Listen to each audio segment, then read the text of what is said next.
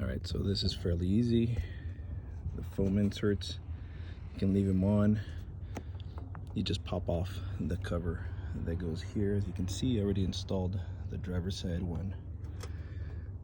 You can see the silver washer, so easiest way to do it is get your hand in through here, through this area. If you need to, go ahead and remove this foam part. If you got big hands, have somebody with smaller arms and hands do it for you and just start the whole, the pilot. What I used, let me show you guys. All right, so in order for me to be able to install the driver's side bolt properly, I went and got myself one of these. It's just, you know, you're able to angle the head a little bit differently to get a better grip, and then it comes with an adapter for the 13mm socket. So I didn't want to remove the wheel well cover that's under there, the liner, so this was a way to be able to do it through the top. Now on the passenger side, different story. There's no way I could get my hand in there, so what I did was remove the liner. So all you got to do is remove all the small bolts that are throughout the wheel well liner. You don't need to remove this outer part, and then the liner comes right out. I don't know if you can see, but now you have a lot more room and you could actually reach up in there and take off that other bolt. So if you try to do it through the top, you will not be able to. So here's that bolt. I was able to remove it. All I did was get this with the extension and the 13mm bolt, socket, and I was able to remove that bolt. All right, so now for the next part, I've taped off the top just to avoid any scratching, and then I'll go through the next part of installing the other one.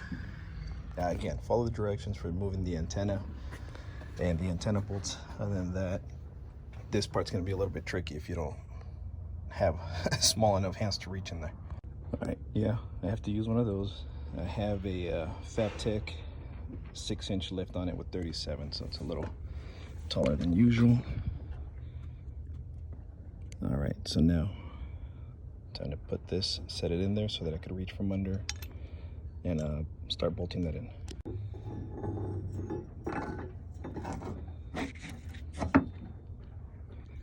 All right, so I'm just gonna slide it in place through the top.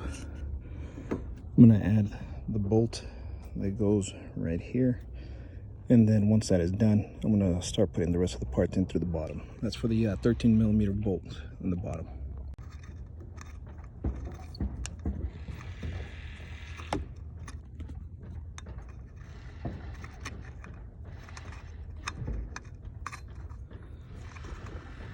So I'm not going to tighten this all the way quite yet.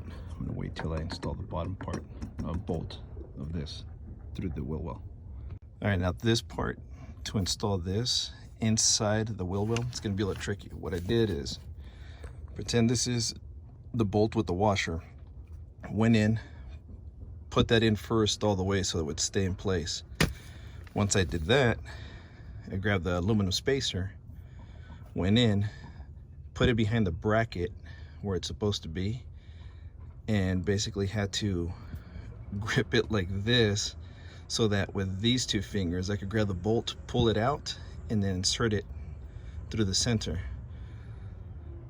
Sounds a little difficult and tedious, but it took me only about 2 to 3 minutes to actually be able to take it out and then thread it through the spacer and get it in place. So now I'm just gonna actually put it into the thread, tighten it up, and should be good to go. Through the wheel well. When you're done tightening it up through the wheel well, you come back up here,